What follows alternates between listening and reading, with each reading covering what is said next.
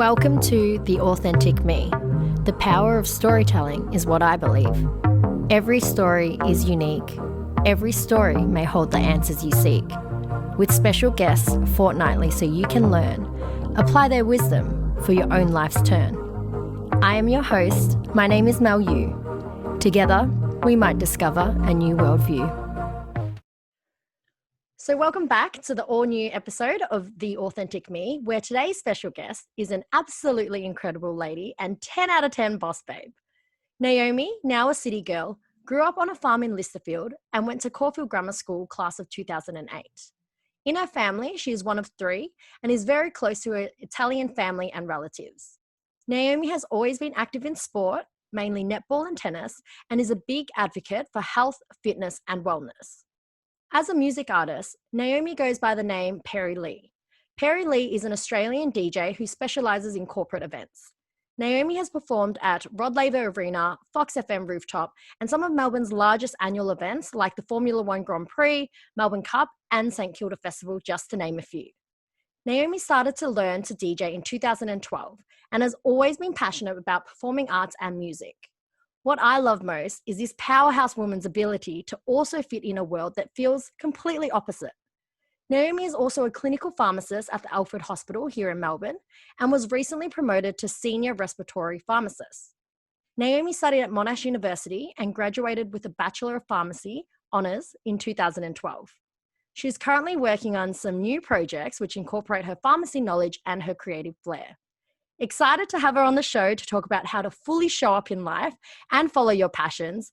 Please welcome the lovely Naomi, also known as DJ Perri Lee.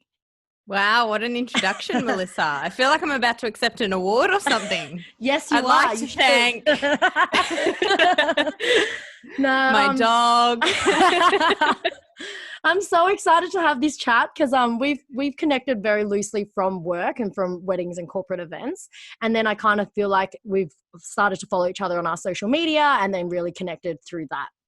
So I know. It's so nice to finally see you. I know that we're not it's not in person, but it's close enough. I can see your face. This is the next best thing, those Zooms. Absolutely. I still remember that gig that we had. Was it the end of last year? Yes, it was Melanie and Jeremy's wedding. What a wonderful wedding. I loved that wedding. So fun. That's so one of my good. favourite weddings.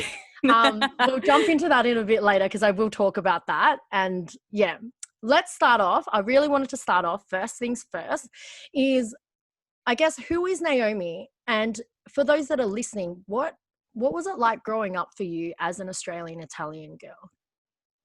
That's a good question. I think my parents definitely raised me to be quite Australian. I think say that because I know inherently I've got some Italian qualities. And so when I say, oh yeah, I'm so Australian, and yet then I have these Italian qualities where I'm just like, yeah, but like my family are my best friends. Like, Yeah. you know, we are so open with each other. We are an open book. Everyone knows everything. That's pretty much been my life growing up. And that's an Italian household. But I am like true and true, very Aussie. Like I love netball and I love playing tennis.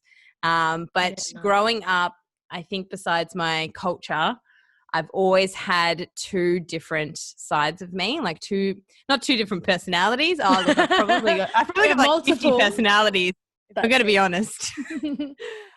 So I grew up being quite creative, and I think my parents were kind of saying to me, wait a minute, like, are you actually our child? Like none of us are from like the music arts department. Like they were just very academic. My dad, he's a retired accountant, and my mum is an optometrist. So for them, it was like work hard, study hard, and that's going to be like go to uni, get a degree, and you're going to be successful. And so me growing up, it was like textbook after textbook. I don't know if you know Kumon. Yes. It's the ethnic in us. Like your story resonates with me so well. That was me in a nutshell. It was just like, apart from studying and playing sport, that was it on repeat. It was like school comes first. I didn't even know what a social life was. And I grew up on a farm essentially in Listerfield, and so your closest neighbour was maybe a kilometre away. Yeah. And so growing up, I always knew that I wanted that creative outlet, and so I learned to play the piano, and I did lots of public speaking events, lots of debating, lots of theatre productions, and then there was that other side to me and my parents' recommendations and influence, essentially, that, you know, in the book studying. And so it was this kind of like this conflict between what am I supposed to spend my time on, chemistry and maths methods and accounting, or theatre?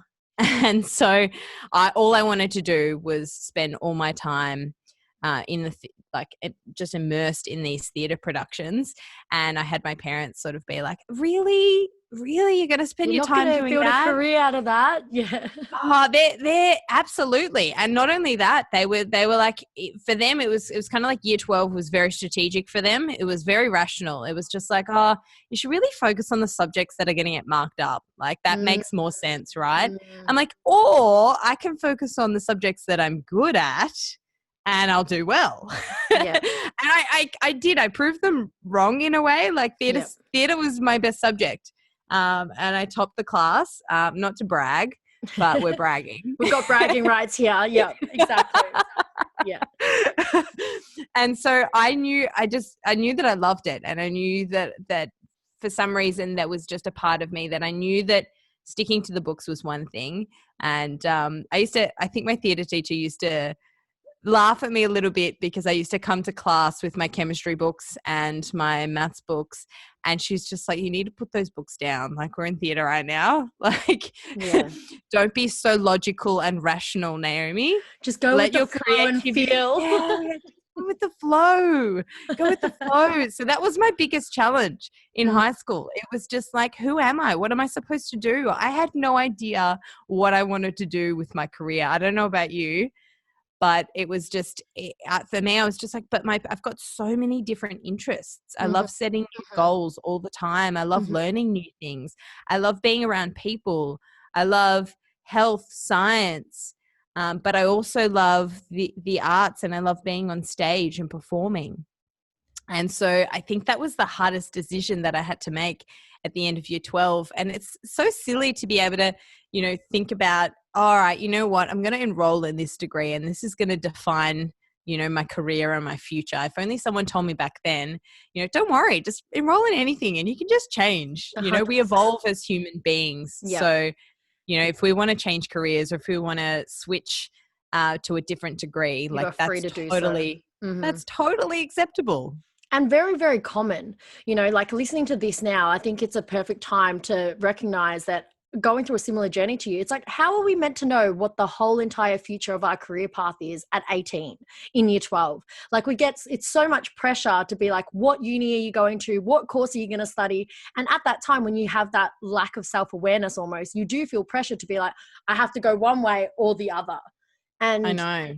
What you've done so well, which is a testament to everyone what's possible, is that you don't have to be one thing. You can have all of these different things and build a successful career in both, which is really, really interesting. So did you think that because now at 30, you have two career paths. Did you always know that you were going to do both, or were you like, okay, I'm going to go study pharmacy and I'm going to park this creative performing arts part aside? Now, hold up. I'm 30 in 2 weeks. I'm still 29. Let me just, okay. For everyone who's listening at home, I'm 29. When this comes out, she actually might be 30. But today is September 21st and she is 29, guys. Yeah. Thank you very much. I feel so youthful. I'm holding on to it. Mel, I'm holding on to it so much. You sound like me when I was 29 and 2 weeks. And then this big 3-0 happened and everything came crashing down. But oh no, don't say that. No, I'm going to have a really big 30th birthday bash by myself through a Zoom party. Epic. You're invited. Thank you so much. Did I know? No, do you know? No, absolutely not. I didn't I never thought that I would be a pharmacist, if I'm going to be completely honest. My mum really wanted me to become an optometrist. My sister is an optometrist. My mum has her own business. And so it sounded like the perfect idea. But I knew that I loved health science, but I thought that optometry was too specific, and I didn't have glasses as much as my siblings and my parents growing up. And so I think that my sister had a little bit more of an interest in optometry. And I was like, you know what, what's something a little bit more general? And my parents were like, you know what, pharmacy is a really good career. And you know, it's going to sound a little bit sexist, but they're a little bit old school in the fact that they were like, you know what, it's really good for a female. You can, you know, go back part-time once you have a family. Right. That's really helped me so far for the family that I have. So thank you. But I think back then, I think it was, you know, a lot of health professionals is seen, you know, is kind of like a good career because you can kind of step out, you know, and you can choose your shifts, you know, you can kind of come back part-time, and it was quite common. But then they also recommended it be from a business aspect because my dad's an accountant. So they thought it was a really good opportunity that if you wanted to then grow and build something in pharmacy, that would be a really good idea. And I loved the idea because a pharmacist talks a lot to patients. And so for me, I was like, this is great. I'm going to interact with the public a lot. I'm going to be able to provide advice to them. But I knew deep down that it wasn't my passion. Chemistry was my worst subject, just FYI. Yeah. Was my worst subject in high school. That sounds, so it sounds like it was a family, like, because you had initially said your family communicate and are very transparent about everything. So do you feel like this degree that you chose was a unanimous family decision? Absolutely. Yes. Maybe less from my siblings, but from my parents, I think, and they're very honest, but they've definitely got my best interests at heart. And I do not regret the decision that I made. Like, I think being a pharmacist, I am so grateful that I have this, you know, wealth of knowledge, really. And when we sort of get into the crux of what a pharmacist actually does and what I do day to day, you cannot put a price on education, and particularly in the health field, particularly now. People say to me, why are you so calm during this pandemic? And I think the more that you understand and you're aware about infectious diseases and transmission rates and understanding and separating fact from fiction, for me, like, I love it. I absolutely love the fact that I understand what's going on. And I think I provide myself with reassurance that I know that everything is going to be okay, because I work in a hospital day in, day out. But in terms of career opportunities, they definitely supported my passion and my direction and drive to become an actor. And so I actually was offered a scholarship to Monash Uni for performing arts. And it was so interesting because at the time the enter score was something in like the 80s, and my enter score was a lot higher than that because I was, you know, a little bit of a bookworm. And so I was in the very high 90s, and I thought to myself, what am I doing? Like, I spent so much time studying for what? Like, what did I do this for? Like, what if I don't end up becoming an actor? And so I ended up getting into pharmacy. Pharmacy commerce was the degree. I never ended up doing the commerce part, but I got into pharmacy, and I actually wanted to become a dentist, believe it or not. And I didn't get I think it must have been the UMAT. And because I chipped my tooth when I was 15. Yeah. So I was like, you know what, that is something that definitely interests me. And I think everybody's kind of like, you know what, if it interests you, then you're going to enjoy it a lot more than if you're just told to do something. And 100%. So whenever I was like, you know what, I'm going to do this, my parents, even though they had their preferences, had always supported me. So I did a lot of amateur theatre outside of school. And it wasn't until I finished my pharmacy degree that I started DJing. So I went throughout my pharmacy degree not not doing anything creative for about 3 or 4 years. And it kind of got to me where I was like, is this my life? Am I going to be this health professional? Because as much as I love it as a job, I don't see that as being the true me. Mm-hmm. And it's not to say that your work has to be, but for me, I was like, I have a lot more to offer. I don't think that my flair, my personality shows at work as a pharmacist every day. And everyone that kind of knows me from high school can kind of understand that. And I think some people from uni also understood that, you know, I had other interests outside of work. And that's pretty much how my life has been even till today. Like, I've always had other things on the go, other interests other than just work. And I'm not sure if you're similar. I mean, you are. I mean, obviously 100%. you've created this podcast, so you can definitely resonate with that. Yeah. And I think it's really important to recognize that your career and your work doesn't have to necessarily always be your passion.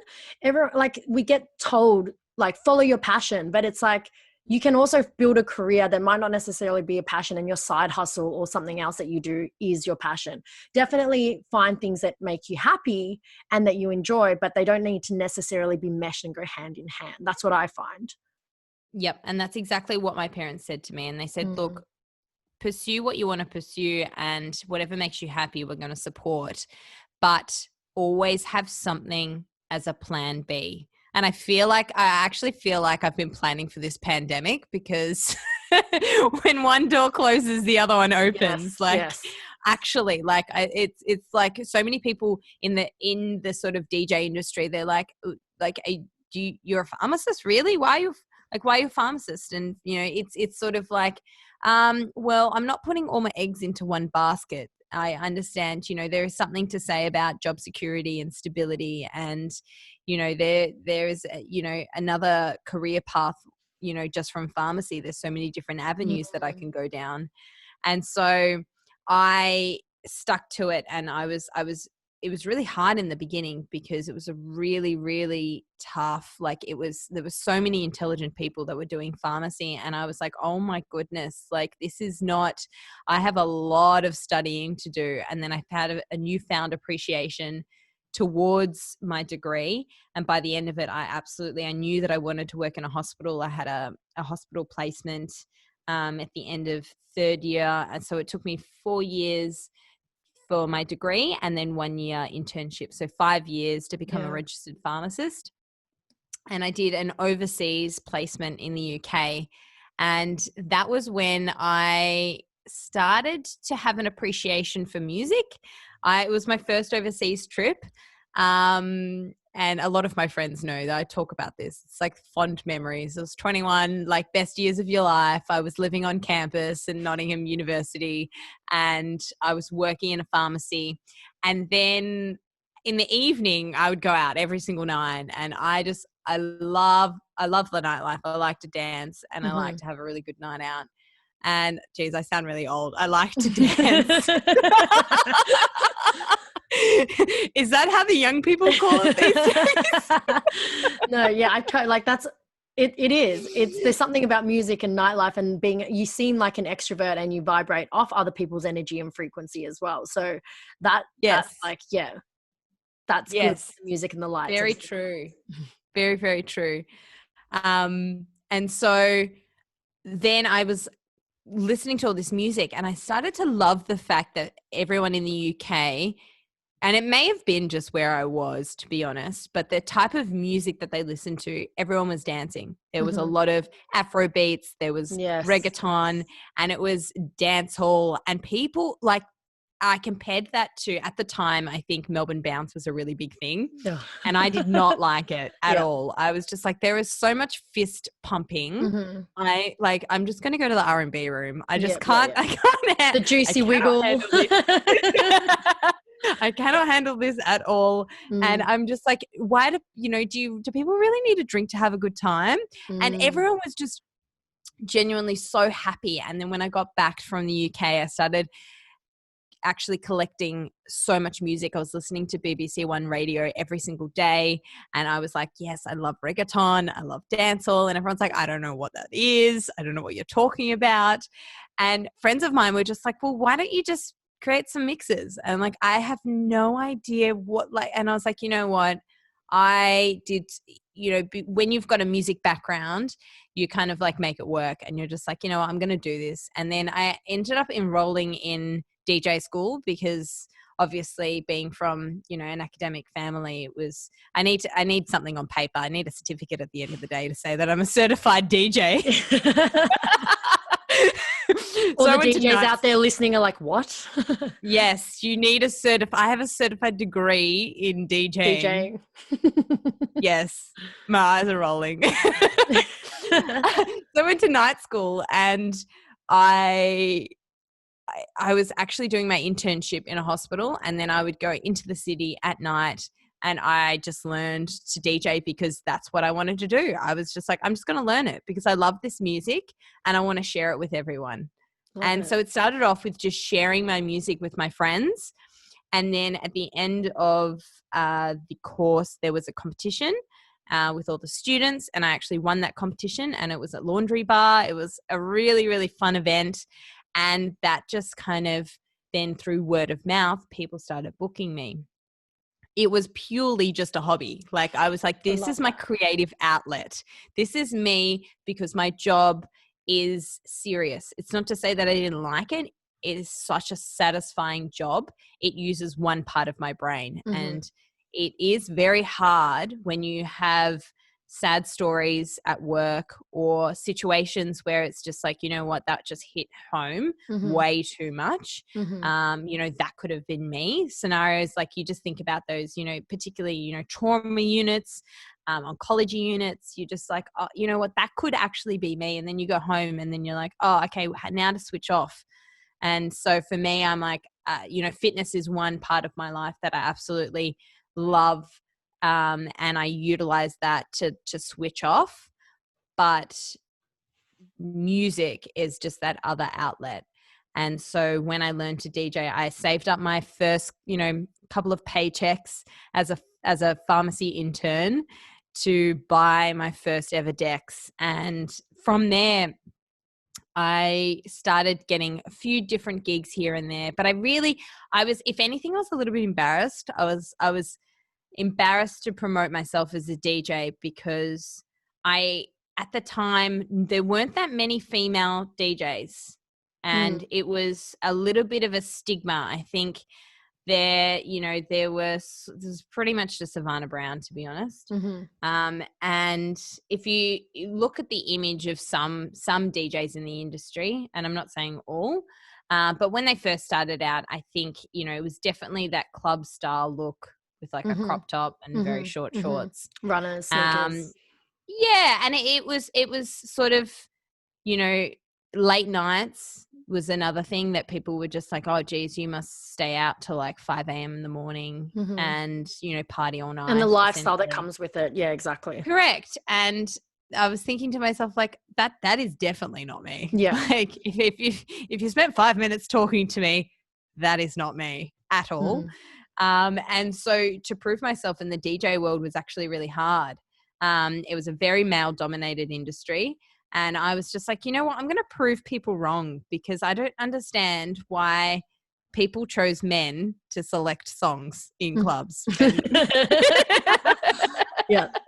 Fair call. But actually though, if you're trying to attract women into a club, like I don't know. Like I think I have a bit more of a feminine like flair when it comes to 100%. choosing music. And at the end of the day, you do want to choose songs that women are going to love because they're the first ones to hit the dance floor.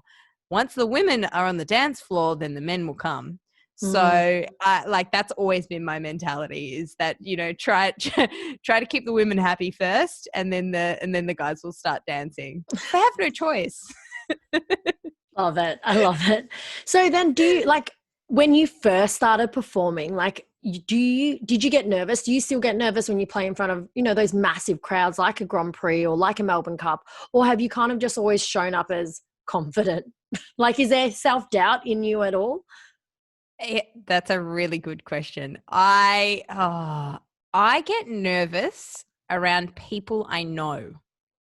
Does Mm, that sound weird?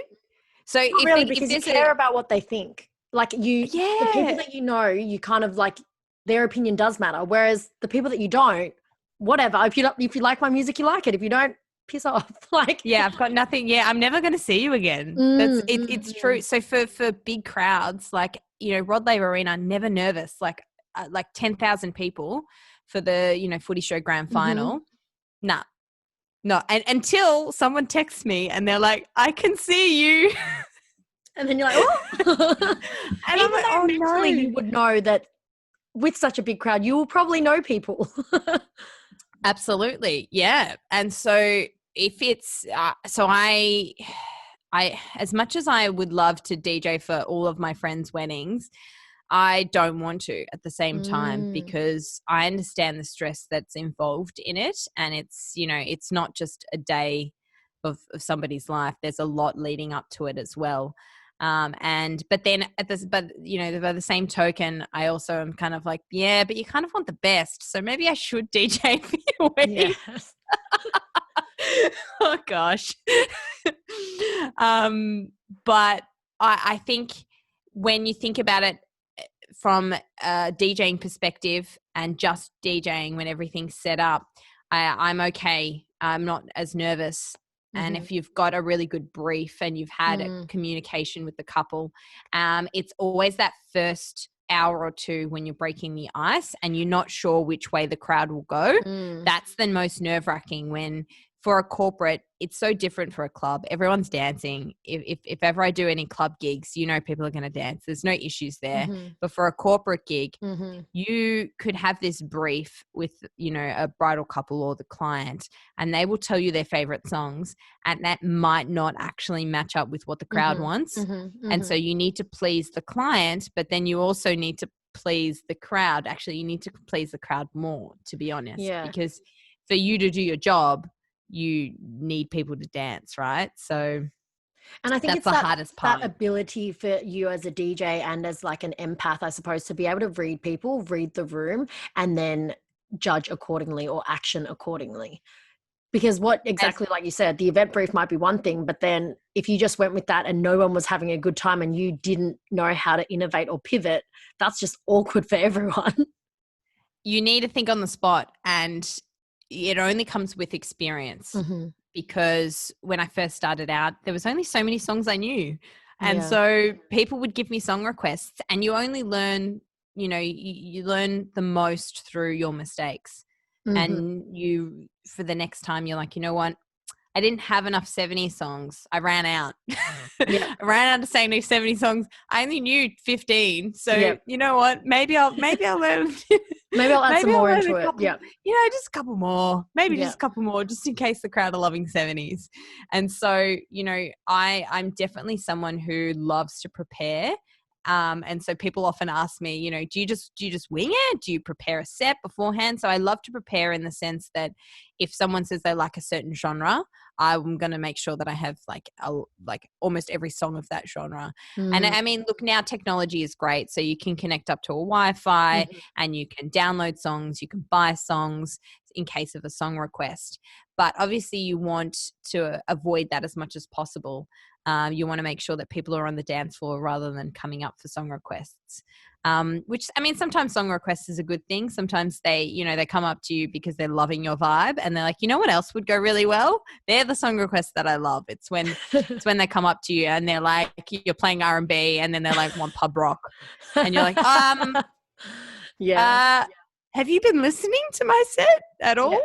How are you going to mash these things up? And like, are you vibing the flow right now? Like it's complete.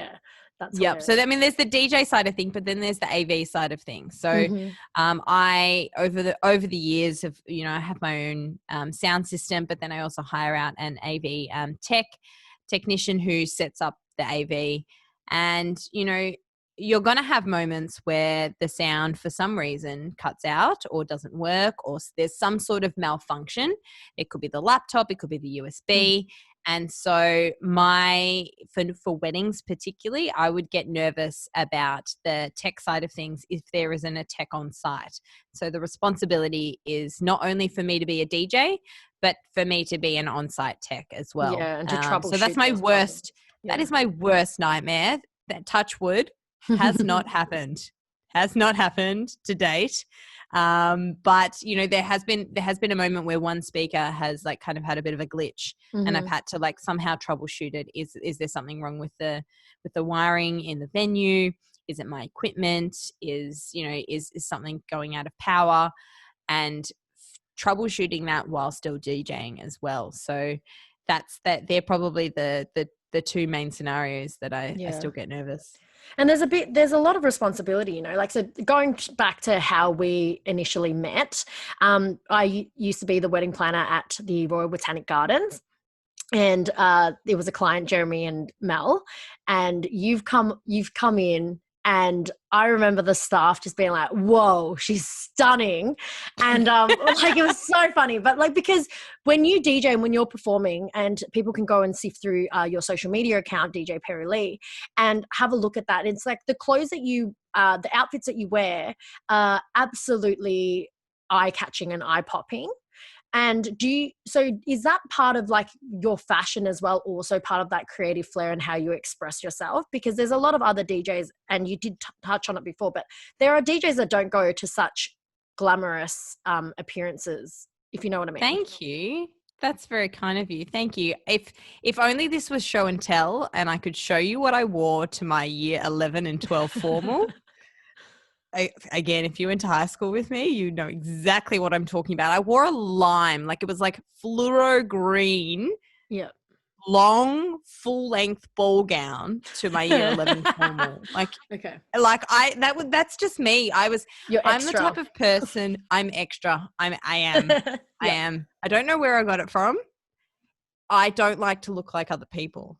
Which, you know, growing up, is very difficult because all you want to do is look like other people. Yeah. I think because I have a beauty spot and a gap in my teeth, I already knew that I looked different. So I was like, you know what? I'm going to own it and step into it. Yes. I love that. Yes. Because it's like there's only so much bullying you can take when you're young. And then you're just like, wait a minute, hold up. If you're the one that's being the bully, maybe you're the one that's not. You're the problem, not me. I actually like who I am. So maybe you need to look at yourself for a second. And so I used to always see what was on trend, and then I'd see all the girls wearing the same thing. And I was like, yeah, but and you wanted that, and then you're like, but actually I don't like what they're wearing. Yeah. But everyone's wearing it. But you know that kukai phase, like when everyone was just wearing kukai? Like, and I was like, oh god damn, everyone's so plain Jane. 100%. And I went to sort of grammar schools, and I went to, before Corfu Grammar, I went to Sacre-Cœur, and they had like brother schools, and there was a trend where you used to wear the brother schools track pants. So you would wear St. Kevin's track pants or De La Salle, and that was a trend where you would wear male track pants. I'm not sure. And you're still confused. Years on, you're still like, confused.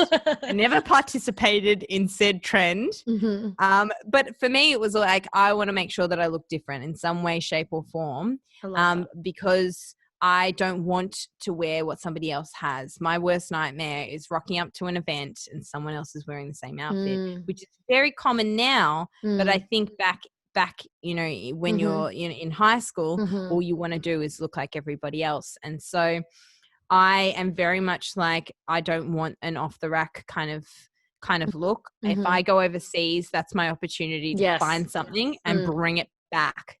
I want to find really niche, you know, labels that, you know, other people are only just discovering now. I want to be on that, you know, and essentially start trends in one way, shape or form.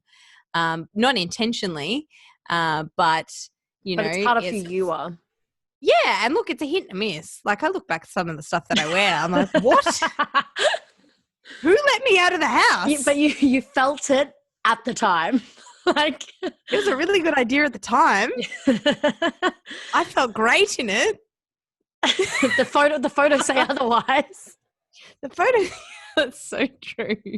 So then Oh my God. what advice, sorry, what advice then do you have for young girls that are coming out now that struggle with that self-confidence?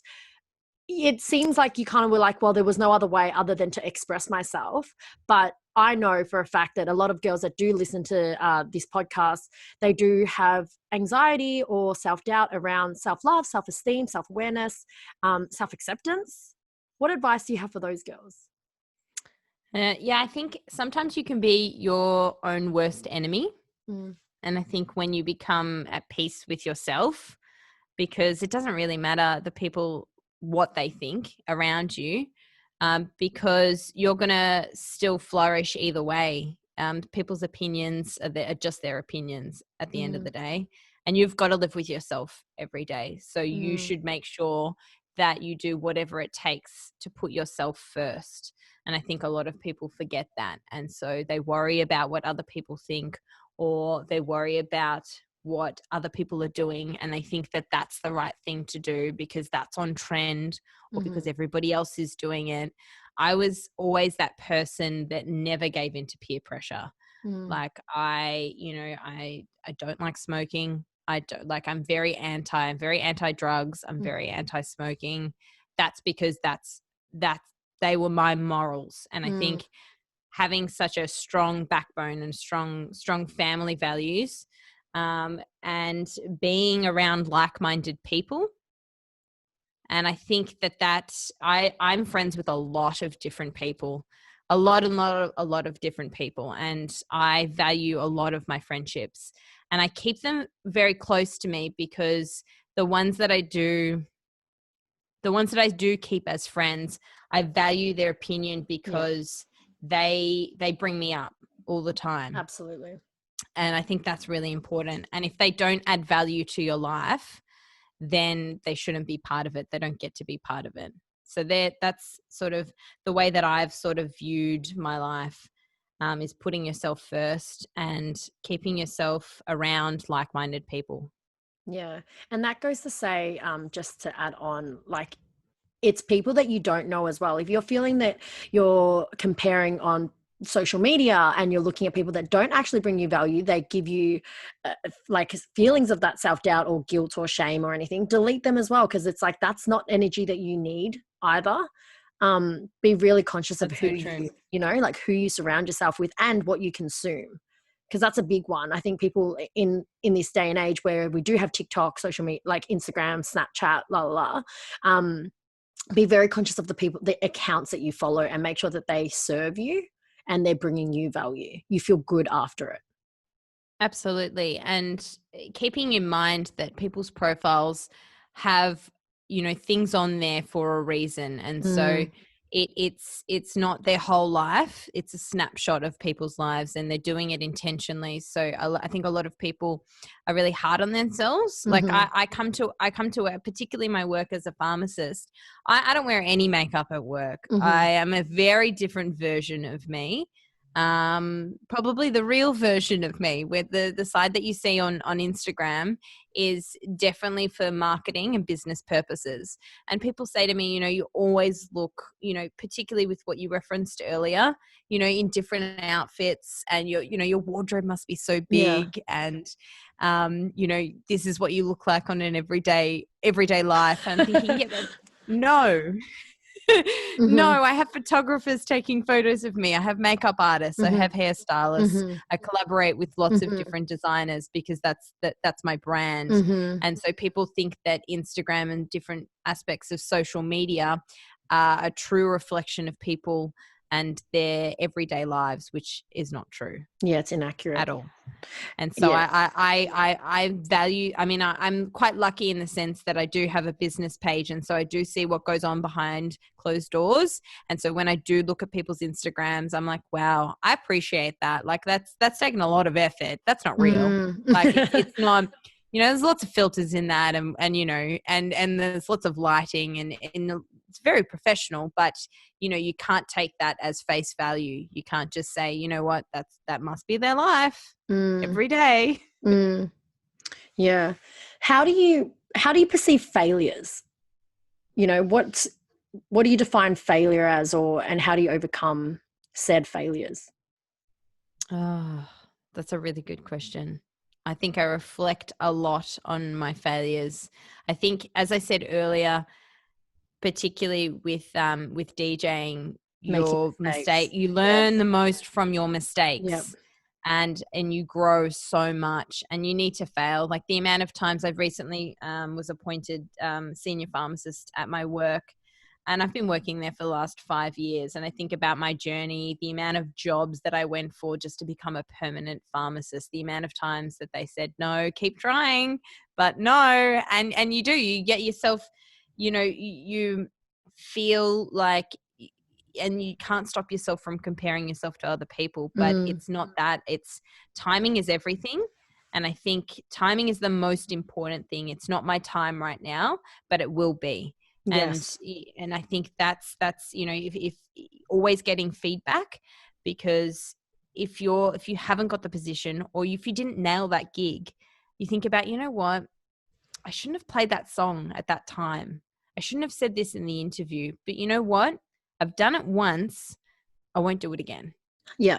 Yeah. And learning from it. And you learn more from 100%, you learn more from your mistakes and your failures than your successes. Because if you win while everyone's celebrating and you're celebrating, there's no actual real lesson or growth there, because you've already obtained it, right? So I think when you fall short from your own expectation, or you didn't meet a client's expectation, or you didn't get a job, it's like, instead of going, okay, well, I'm shit, it's like, what can I learn from that, or how can I be better? Because it's not even if you got a no, like what you just said, it's not a no forever. It's probably just a no right now. Absolutely. I still remember my first ever DJ corporate gig, and it was in a shopping center, and I was like, I've been practicing for this for so much. I know exactly what I'm going to do. My parents drove me, and it was in the northern suburbs, and I'm from the southeast. And they were like, we're going to come along. Think about this. It's going to come along. My parents are driving me to my first corporate gig in a shopping center. And I had a certain piece of DJ equipment for those DJs that are listening. So I played with Serato, and it requires a time code, and you use the CDs as to read the time code. I forgot the CDs in my equipment at home, so I brought everything else but the CDs. And back then, I didn't know how to use USBs. I only used my laptop. Mm-hmm. And this was my first ever corporate gig, and they gave me so much trust, and I had to tell them I had left the seat. My dad, bless him, he drove home and he got the CDs for me. Bless him. Oh, he was such a sweetheart. My mum was like calming me down because I was so nervous, because I was like, I've stuffed this up. And luckily there was another DJ in the shopping center, and he had a spare USB, and I didn't know how to use. I didn't know what USBs, if you only know how to DJ one way, you didn't know how to DJ any other way. And I thought to myself, oh my God, I'm not a DJ. I'm not an actual, what is going on? How is this possible? I don't have a backup. How could I rock up to a gig and not, number one, make this mistake? And number two, I don't even know how to use somebody else's stuff. And so I learned how to use USBs, and I just did. I just DJ'd, and I was like, you know what? Let's bring it back to basics. I don't know this music, but we're going to work it. There's somebody else's music, somebody else's folders. I didn't know. I was like, you know what? There's an average song is 3 minutes. You've got 3 minutes to figure out what the next song is going to be, and you're going to take it step by step. And I just took it step by step. And my dad rocked up halfway through, and he had my CDs, and I was like, you know what? I'm actually fine. I figured it out. Drives all the way back to the southeast. God bless him. I think I connected. It was so funny. I think I ended up connecting it up in the last minute, but I was like, I got through it. Yeah. And I said to myself, I will never rock up to a gig again without having backups. And I learned to use every single equipment, every single type, with USBs, with laptops. And if you see my equipment, I've got so many different types of backups, and I plan for every type of scenario in case something fails. And so it was the most embarrassing experience, when it's like your first day on the job and you've really screwed it up. And I could have packed it up. I could have said to myself, you know what? I don't have it in me. You know, I'm not going to do this again. That was too nerve-wracking. And then I realized I actually overcome it during the gig, and that was the best part of it. And I was like, you know what? I'm just never going to make that same mistake again. Mm-hmm. So I'm so glad that I did that, because it was in an environment that is a shopping center. Like, if you think about it, it was in a shopping center. Yeah. And so the grand scheme of things, no one really noticed. No one really knew what was going on. So thank goodness I made that mistake earlier on than making that mistake later on, when it was someone's wedding in front of 300-400 people and something didn't work, and then I never had that backup, and I never prepared for that situation. So mistakes, when you reflect on them, you should take them as a learning opportunity. Yes, 100%. I couldn't agree more. So we've got a couple minutes left, and I wanted to ask about the two brands. Are you looking, currently you've got two Instagrams, one for the pharmacist side and then one for the DJ side. What's next in terms of, like, do people recognize you together now? Are the brands kind of coming together, or what's happening there? That is the $1 million question. I'm working with a few people behind the scenes. I've been working on this for quite some time. Yep. I've been wanting to showcase the Naomi side. Everybody knows me as Perri. Mm-hmm. And please keep calling me Perri for everyone who keeps people they've been emailing me and they're like, have I been getting your name wrong? Like, is it Naomi? Is it Perri? My name is, yes. Naomi Call Perri. me both. Do both. Naomi Perri. Naomi Lee Perri. That's where Perri Lee comes from, actually. Right. So it's about time that I started to combine some of my work, the creative outlet that I've always had, and the pharmaceutical knowledge that I've had over the last decade. And so I love health promotion. I love fitness. I'm a big advocate for, you kind of like practice what you preach. Mm-hmm. You know, if I'm a health professional and I'm telling people to not smoke and to exercise and live an active lifestyle and to stress less, I really should be doing that in my everyday life. And I do. I definitely practice that as much as I possibly can. And I focus on health a lot. And it can be quite dry. And so I've seen a lot of people in the health sort of space, and there's a lot of podcasts out there, and there's a lot of health information out there, and there aren't too many health advocates in the social kind of space. I think there's a lot of influencers in the space, but I don't think that equates to, being, necessarily a health professional. So it might not be a credible source. So there's a lot of people promoting health, but they don't actually have the education and the degrees. The education. Absolutely. So they might be promoting these products because they've been endorsed by a company, and so they get all these payments.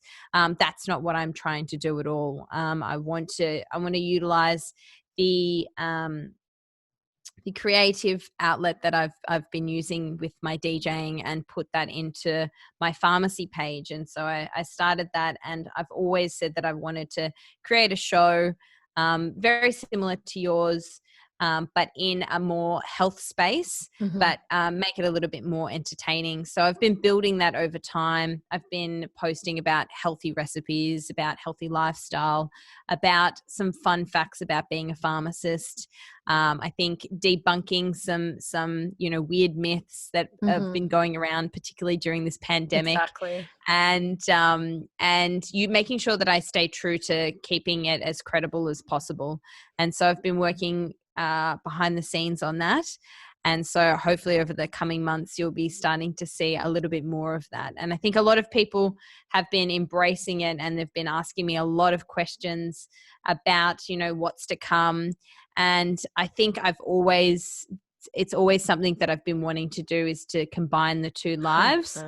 100%. Because for me, it's sort of like, I love DJing, and I think about where I want to be in the next 10 years. I want to be performing. I want to be still doing what I'm doing, but it might not be in the DJing space. It might be in this space that I'm starting to transition towards. So I'm setting myself these goals. Whether I achieve them or not, it doesn't really matter. But it's, for me, I'm excited about this next chapter and this journey. I was going to say it's the journey that is the reward anyway. And I think that's so exciting to be able to see that hybrid and blending in where people are going to start realizing it's like, because you're giving people permission, I think, without you even realizing it, even in this podcast, permission to not only be one thing and permission to not feel like you need to be put in a box. You can have one career that might seem complete, like I said in the intro, completely opposite to this other person, but you are still just the one girl. You are still you. And it's your life. It's the one life.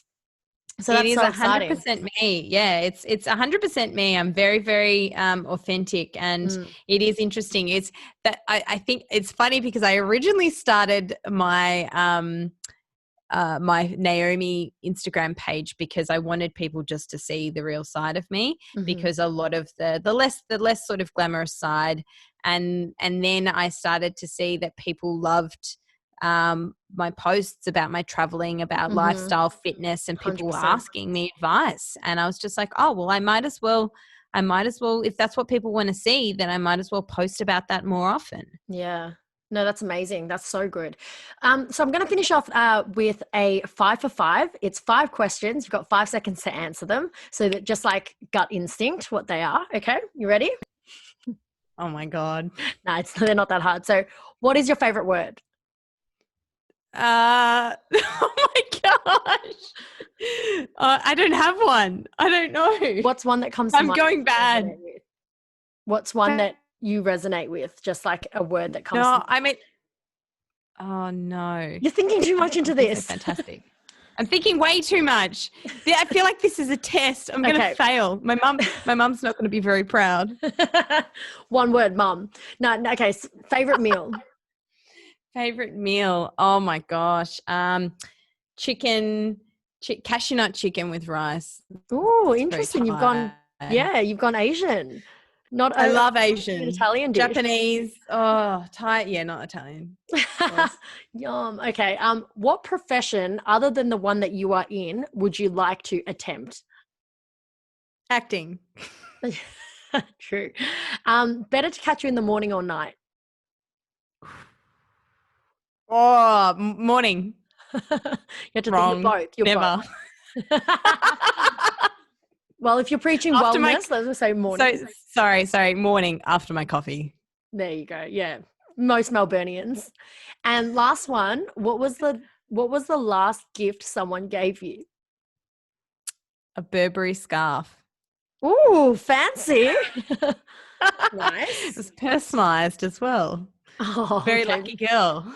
Nice. From someone special or a friend? Someone we'll special. Never know. Yeah. We'll never know. I guess that's the end of the podcast. Until next episode. Okay, perfect. Thank you so much for your time. There's just a few things. This is the part where you kind of pitch where you're most successful. Where can people find you? Where are you most active? Instagram, definitely. Which one? DJ Perri Lee and Naomi the Aussie Pharmacist. Love it. Awesome. And slide into her DMs. She's quite responsive. Yes, I am very responsive. Yes, definitely. Slide away. And the last question that I finish off with for everyone that jumps on this podcast, the podcast is called The Authentic Me. So what does authenticity mean to you?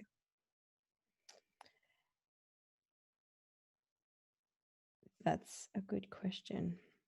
Authenticity, obviously being yourself, and trying to make sure that people see that you're not trying to be like somebody else, that you're showcasing, you're not trying to do anything to make people like you, that you're trying to do things for yourself. And making sure that you're putting yourself first. I think that's being authentic, and you'll attract like-minded people. Yeah, 100%. That's a great answer. And I think you've displayed that throughout this entire conversation. So I thank you for showing up, for being authentic. And I'm really excited to see what happens next with DJ Perri Lee. Thank you so much for having me. This has been great. I mean, the time's flying so quickly. It does. Well, thank you so much for listening, guys. And until next time, we'll see you soon. Thank you so much for joining us this week on The Authentic Me. If you found value in this episode, please smash that like button and share with someone who may also benefit from our content. Never miss an episode by subscribing to this podcast, available on all audio streaming platforms. And make sure to let me know what you want to hear more of on this journey to your truest, highest, authentic self. See you next time. Bye.